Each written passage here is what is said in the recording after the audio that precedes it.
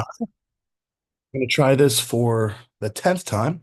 I'm very bad at speaking, but my name is William Allinger. I did my impact paper on the gender pay gap in sports here at WVU. I decided to do WVU because it's here, and I thought that it would be the most relevant to me.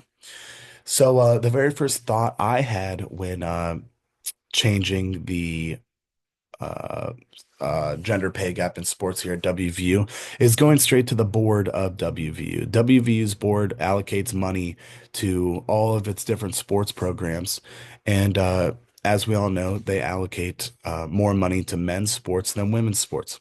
So my very first thought would be to go there and discuss with them how we could get more money towards women's sports.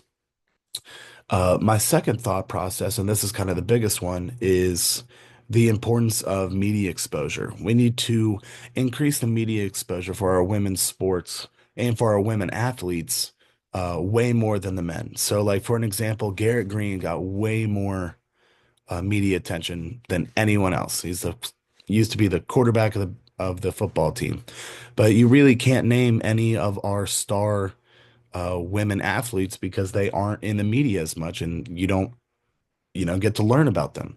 So I think if we put an emphasis on having more women in the media, then I think we're going to be able to get more people to the women's games and more people to become fans of our amazing women athletes, which will cause a growth in money towards them. And then finally, I thought that we could bring the community together. As an example, I used the women's soccer team in my head. And if we put them out in front of the mountain layer and we had a Q&A set up and they got to meet some of the community, then eventually their games will grow in attendance. If you meet people and tell them, about yourselves, and people will become fans of you. And the more people that show up to the game, the more money can get allocated towards your sports program. So that is my kind of three thoughts on the situation of the gender pay gap in sports. And that's it.